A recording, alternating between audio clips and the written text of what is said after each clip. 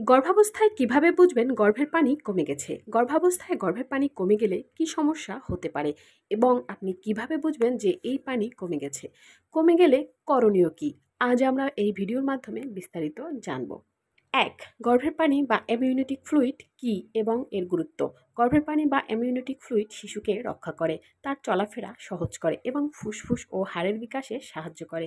পানি কমে গেলে শিশুর স্বাস্থ্যের জন্য মারাত্মক ঝুঁকি হতে পারে।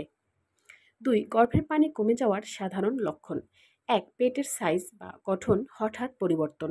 পেট ছোট বা চাপা মনে হতে পারে। ২. শিশুর নড়াচড়া কমে যাওয়া। আগের চেয়ে কম নড়াচড়া অনুভব হলে সতর্ক হন। ৩. সান্দ্র বা পানি জাতীয় স্রাব বের হওয়া। যদি হঠাৎ বেশি স্রাব হয় তা গর্ভের পানি হতে পারে। ৪. পেটের নিচে চাপ বা অস্বস্তি অনুভব।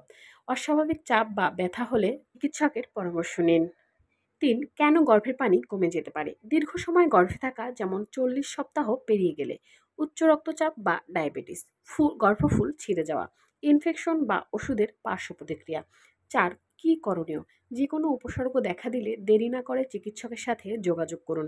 আল্ট্রাসোনোগ্রামের মাধ্যমে পানি পরিমাপ করা যায়। চিকিৎসক প্রয়োজন বুঝে ওষুধ, বিশ্রাম বা প্রয়োজনে ডেলিভারির পরামর্শ দিতে পারেন। গর্ভে পানি কমে যাওয়া একটি গুরুতর বিষয়, কিন্তু সময় মতো সঠিক চিকিৎসা নিলে মা ও শিশুকে সুস্থ রাখা সম্ভব।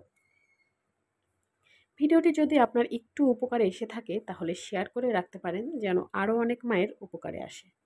আপনার এবং আপনার সন্তানের জন্য অনেক শুভকামনা রইল। ফলো রয় পিঙ্কিস ক্রিয়েশন।